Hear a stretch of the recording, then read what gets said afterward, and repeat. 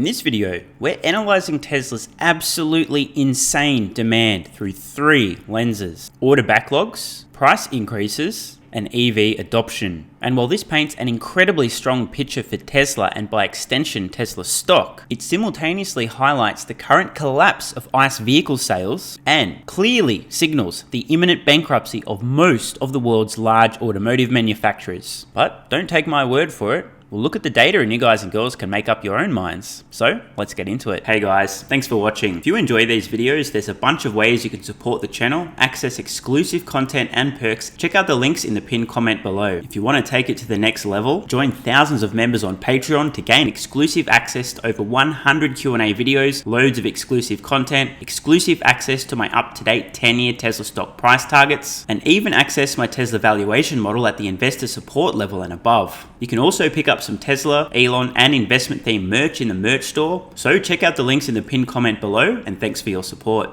This fantastic article comes care of ForwardCap, might be my alter ego, won't explain that one. You should all be following ForwardCap on Twitter, at least if A, you care about Tesla, and or B, you own Tesla stock. So let's jump straight into the article, analysing Tesla's absolutely insane demand. How does consumer demand look as we enter a potential recession? A very important question to be asking. Put simply, Tesla's revenue growth depends on increasing both demand and supply. As we head into a likely recession, and just on a recession, I'm highly confident most countries around the planet, when data for the next quarter is in, will officially be in a recession. There'll be a few exceptions, but they will be exceptions. The obvious area to question is demand. The auto industry is very cyclical and one of the most impacted sectors in a recession, as many consumers can no longer afford new cars and often look to extend the life of their existing vehicles. This is a super fair, very important point. We'll talk more about this in a moment. This concern has been amplified by recent Tesla layoffs, which many, erroneously, think suggests a weakening sales outlook, as opposed to being lean, resourceful, and efficient, and continually, never-endingly trimming the fat. In the case of Tesla, and really any other electric vehicle today, the key concern isn't demand. Spot on. Again, we'll talk more about this in a moment. It's all about production and supply. I want to underscore this. This is so important. ForwardCap has hit the nail on the head here. It really is all about production and supply. If you build it, they will come. In the case of electric vehicles, this is true. I am extremely confident, although I can't prove this, but if today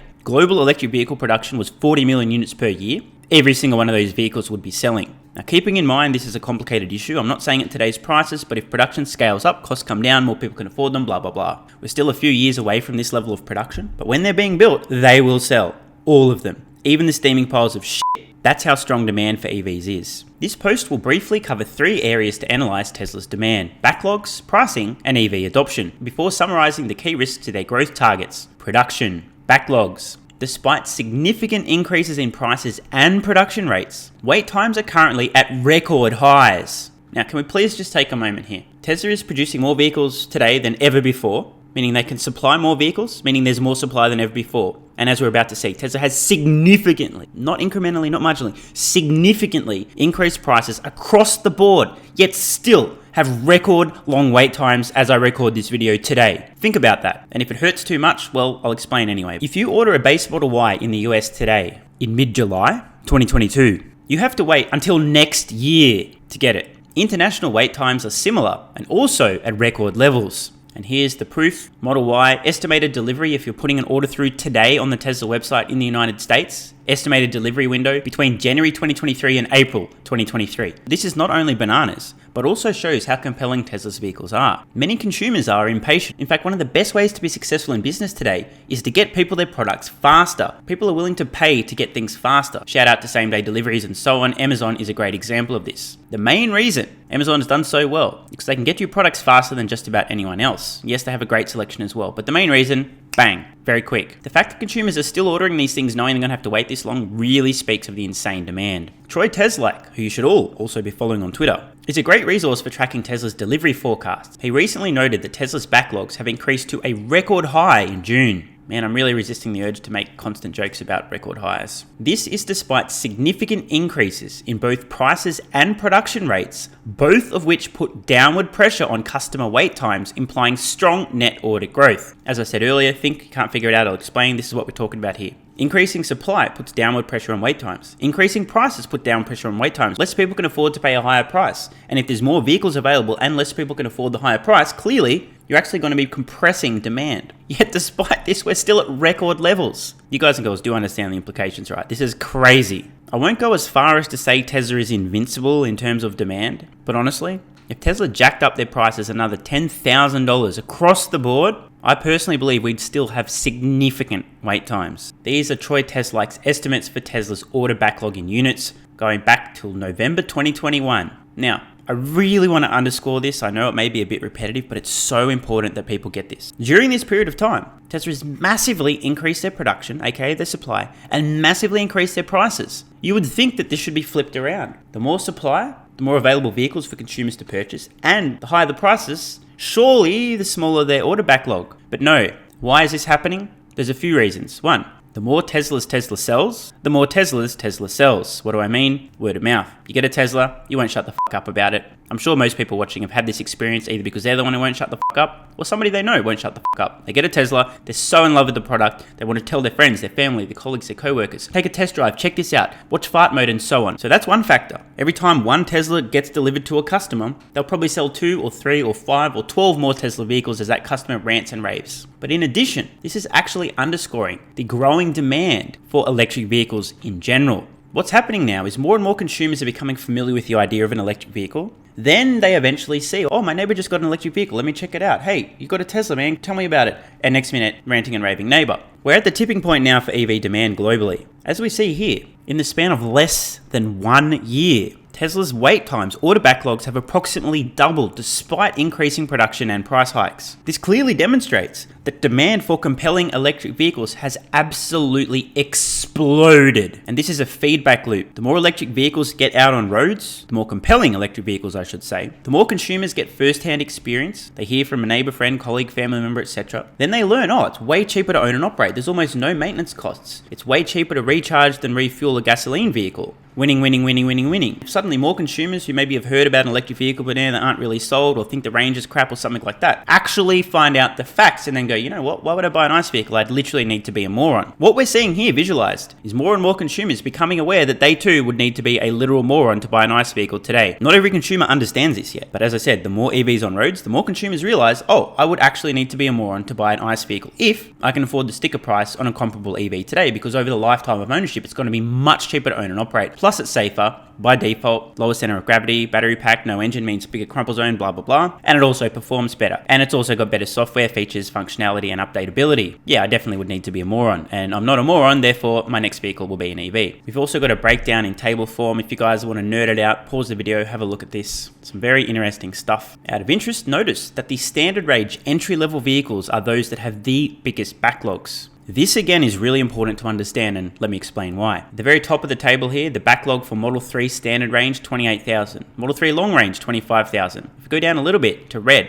Model Y long range, backlog of about 100,000 vehicles. The higher trim models, performance, etc., much lower order backlogs. We can learn a lot from this. This shows how much price impacts demand. As we see here, demand for Model Y, the order backlog is approximately 100,000 units, 97,000.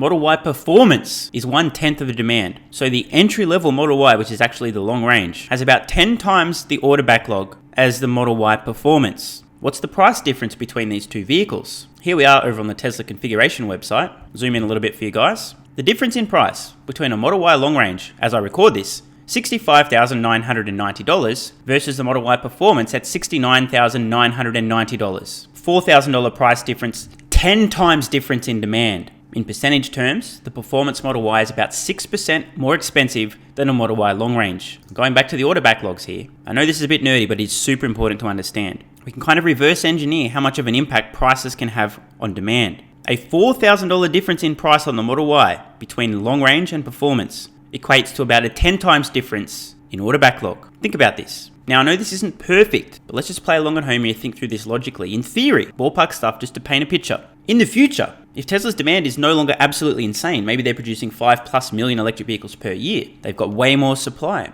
If Tesla were, in theory, to reduce the price across the range about $4,000 per vehicle, again, just really rough stuff, we have some evidence here that demand may in fact increase by up to 10 times with a $4,000 price decrease. And this isn't perfect, but it's a pretty clear example. An incremental decrease in price causes an exponential increase in demand. The reason Tesla is raising prices at this point in time isn't because they're scared they're going to go bankrupt or they're not profitable. In fact, they already have industry-leading profit margins on their vehicles. They're simply upping the prices for two reasons. One, to keep demand and wait times in check. You can't have customers ordering a vehicle today and waiting 1.5, 2, 3, 4 years to take delivery. It's just absurd. And two, Tesla's proactively timing these to align with future increases in material costs, parts, and so on. In other words, their goal is to maintain profit margins. So let's move on. The last point worth noting on backlogs is that long wait times are actually a headwind to order growth. People can only wait so long for their cars and are unlikely to order if they have to wait several months for delivery. Again, this is accurate. Consumers are very impatient. The increase in net order growth, despite long wait times, is another indicator of strong demand. This is such a great point. Price increases.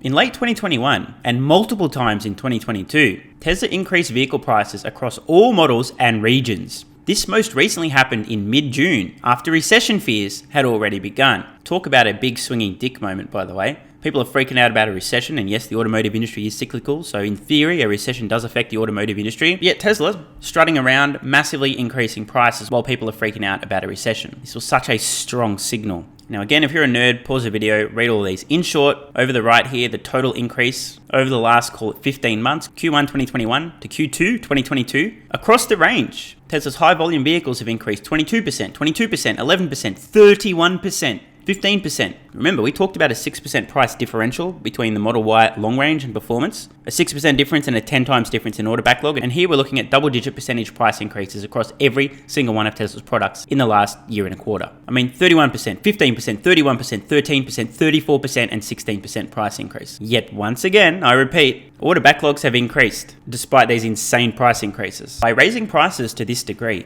it's clear there's demand for their products. No shit, Sherlock. Even at higher price points. Additionally, once customers have placed an order, they're locked into the price at that time. Price hikes make it more unlikely that existing orders are cancelled because customers would lose the benefits of the lower price they locked in. Another fair point. But aren't car prices rising for every OEM, not just Tesla? The key difference is that Tesla's production is rapidly increasing, while the rest of the industry is experiencing significant declines in volumes due to ongoing supply chain issues. PS, also massively shifting consumer preferences that are being masked by these supposed supply chain challenges. Of course, this won't come to light until the supply chain challenges are fully alleviated and legacy automotive manufacturers still aren't even close to their previous peak volumes. And they're going, we're confused now. We can make the vehicles. We've got all the parts, but people aren't buying them anymore. What's going on? That would be the inevitable transition to the disruptive, innovative technology known as electric vehicles. Watch this play out, because right now every single automotive company is going, yeah, we just can't make it, we just can't get the parts, too expensive, as soon as we do, we're going to keep selling stuff. Lower supply is artificially increasing the prices for other brands, while Tesla is significantly increasing its supply. Now please, ladies and gentlemen, make sure you're paying very close attention to the following table. We're looking at US sales, US only, automotive sales by OEM. First half of 2021 versus first half of 2022. In other words, year-over-year changes. Government Motors, year-over-year change, down 18%. Toyota sales, down 18.1%. Ford, down 6.5%. Stellantis, down 14.4%. Hyundai, down 13.6%. Honda, down 37.5%. Holy shit. Nissan, down 30.2%. Tesla, down 80... Oh, wait, no, that's not down, that's up. Tesla, up 88.7%. Volkswagen, down 31.8%. Subaru, down 17.4%. Daimler, down 12.2%. BMW, down 10.6%. Mazda, down 20.3%. Geely, down 17.3%. Tata, rest in peace, down 44.7%. On average, industry sales down 17.3%. Now, out of interest, I'm just going to zoom out a little bit so we can all see this in one shot. In the US alone, should Tesla double and then double its sales again, keeping in mind that they've been doubling their production and doubling their production and doubling their production like every single year, so maybe we're 2-3 years away from Tesla doubling their production twice more, they will be the #1 automotive company in the United States by vehicle sales in the entire country. The best of the bunch, GM, doing almost 1.1 million. Tesla's well over 250,000. Do the math. You just literally got to double that, then double it again, and Tesla's at GM levels. More cars sold, plus higher prices, equals strong demand. I do think Tesla will lower prices again in the coming year, but it's clear that demand far exceeds supply right now. And just for the record, I really want to underscore, it genuinely is clear that demand far exceeds supply right now. For anyone to read this article, to look at the data and the facts, not just the opinion here, and to draw any conclusion other than the fact that Tesla's demand is absolutely insane, far in excess of supply, you would literally need to be suffering from severe, complete, and utter brain damage. Paging Mark Spiegel. Did I say that out loud? EV adoption. It's no secret that inflation, especially at a 40-year high, is a serious issue for the economy. What's unique here is that inflation's most significant contributor, energy, is largely a tailwind for electric vehicles. With soaring gas prices, there's been a significant increase in the number of consumers considering an EV for the first time. That's right, if you hit people where it really hurts, the pocket, they will consider other choices. There are many anecdotes and use cases supporting strong EV demand, including, and this is very important, Uber drivers leasing Teslas for less than it costs for just gas alone. Take a moment, think about that. Again, there's a link in the description to the full article. You want to click through and see the reference, go for your life. Think about that. If you're an Uber driver and you use your brain and or a calculator and you go, hang on a minute, are you serious? I can lease a Tesla for less per month than it costs me just for gasoline for my ICE vehicle that I'm picking up and dropping people off on Uber. Do I have brain damage? Well, no, I don't have brain damage. Therefore, I'm going to lease a Tesla and save money. Ride sharing, yellow cabs, and rental car companies are all adopting EVs. Specifically Teslas. By the way, just a quick side note here. The reason here, Tesla's powertrain is so efficient. Some people are unaware of this. But the size of your battery pack doesn't really matter. The bigger your battery, the more it costs to charge up. But it's not how much does it cost to charge up your vehicle. It's how far does your vehicle go on a fully charged battery. The more efficient your vehicle, the less mass, the more efficient the powertrain and so on, the more miles you'll actually get for an equivalent amount of charge. Meaning, the most efficient vehicles, the most efficient electric vehicles by powertrain, etc., are actually even cheaper than anything else on the market, even electric. And when it comes to a commercial customer, say for example a company like Hertz, cab companies and so on, if you do the math, everything else, forget the brand, just do the math, the logical conclusion is we should buy a Tesla for our fleet. You'll also be able to determine how competent or incompetent large organizations are and governments when they make their decision to transition their entire fleet of vehicles to electric. If they don't buy Teslas, 9 times out of 10, it's because they're morons and they don't know how to use a calculator or a spreadsheet. You do the math and you realize, damn dude, our fleet's 1,000 vehicles, 10,000, 50,000. Multiply this savings per vehicle per year, holy f***, it's going to save us tens of millions, hundreds of millions of dollars. Yeah, we're getting Teslas. Has a compounding effect on demand as hundreds of thousands of people are exposed to the product for the first time. Another great point, as I was saying earlier. You experience one of these things firsthand, mind-expanding experience. Think about all the people who are going to get in a cab, an Uber, rent a Hertz vehicle, drive a Tesla for the first time, and then become a customer. So EVs stand to benefit, but does that mean Tesla will too? Right now, Tesla's share is so high.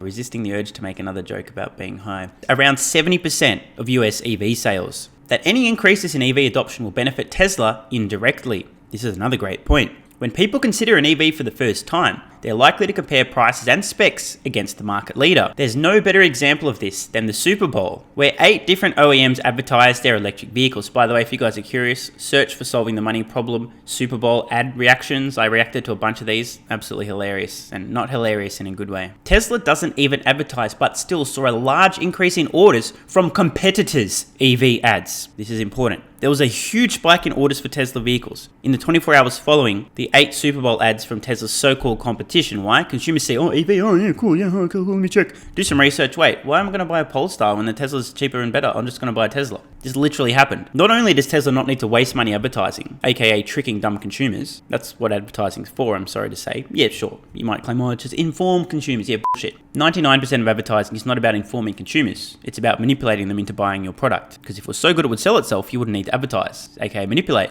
Tesla's products are so good, they don't need to advertise because they sell themselves. Everyone else, their products are not so great, so they do need to advertise and manipulate consumers. But some subset of consumers, when they see an ad, an attempt at being manipulated, will actually go, hang on a minute, before I just blindly go and buy this thing I saw advertised, because I'm not that dumb, let me do some research. Next minute, they decide to buy a Tesla instead. With EV penetration still so low, at only around 5% of US vehicle sales, this is a long-term tailwind for Tesla's demand that will play out over many years. And hey, don't take my word for it. Here's the data, direct from Tesla. Tesla vehicle gross orders in the United States. The Super Bowl effect. The day after the Super Bowl, Tesla orders in the US go vertical. And just for the record, here's part of my ridiculous private behind the scenes Tesla valuation model. I like to keep track of lots of data. I haven't double checked these, so there could be an error in here, but last I updated this. In the United States alone, we're looking at 2020 ad spend from Tesla's so-called competition. GM spent $2.2 billion trying to trick consumers into buying their products. Ford spent almost $2 billion. Stellantis,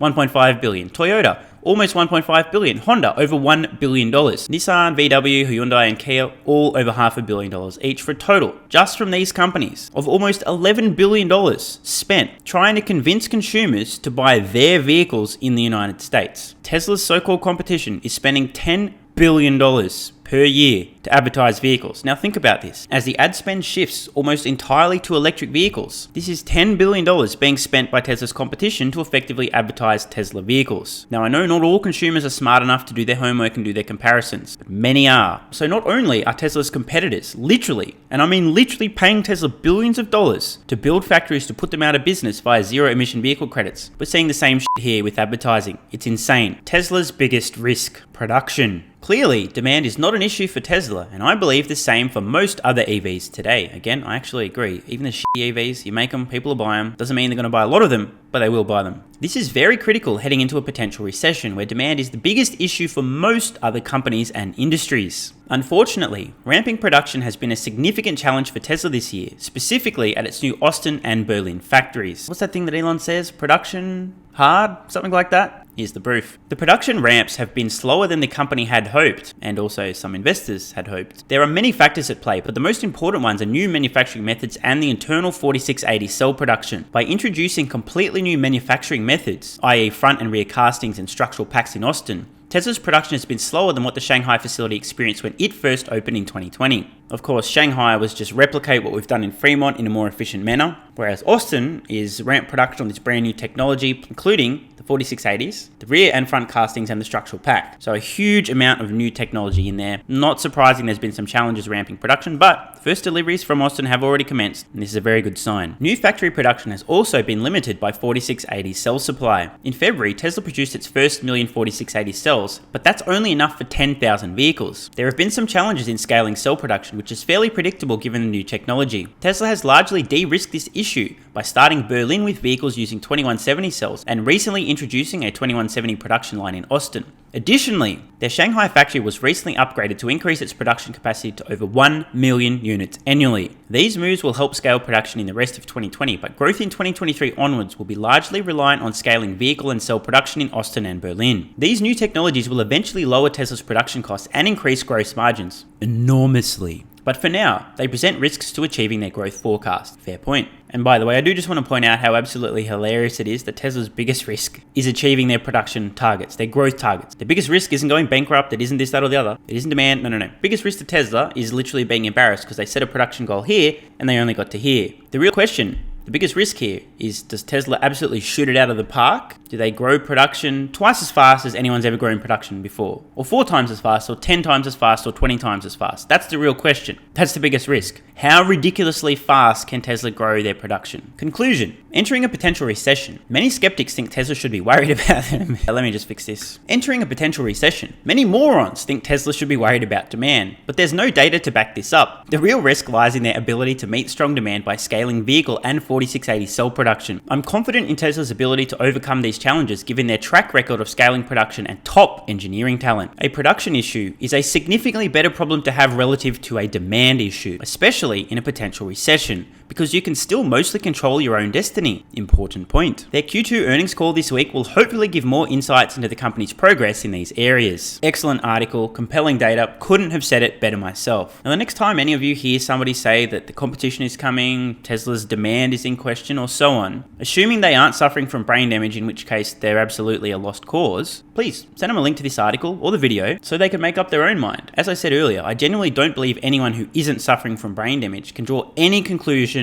other than the one that I've drawn, and forward cap is drawn from this information. This paints a very pretty picture for Tesla and by extension Tesla stock, but for those companies today who are not producing high volumes of compelling, profitable electric vehicles that consumers are willing to wait 3, 6, 9+ months to take delivery of, doesn't end well. Let's just leave it at that. And lastly, don't forget to join Patreon with the card in the corner or the link at the pinned comment to gain access to my Tesla stock price targets, loads of exclusive content and perks, including well over 100 Q&A videos. So, see you over on Patreon. I'm Stephen Mark Ryan, this is Solving the Money Problem, and I love you all. Hey guys, thanks for watching. If you enjoy these videos, there's a bunch of ways you can support the channel, access exclusive content and perks, and get some free stocks and crypto. Check out the links in the pinned comment below. You can also pick up some Tesla, Elon, and investment themed merch in the merch store. If you want to take it to the next level, join thousands of members on Patreon to gain exclusive access to over 100 Q&A videos, loads of exclusive content, exclusive access to my up-to-date 10-year Tesla stock price targets, and even access my Tesla valuation model at the investor support level and above. So check out the links in the pinned comment below, and thanks for your support. And if you're still watching, you're awesome. I read every single comment on this channel and I really appreciate your feedback. So if you've got any thoughts on today's video, questions, comments, or suggestions for a new video, let me know in the comments below. Check the cards on screen now to browse the merch store, join Patreon, or watch the next video.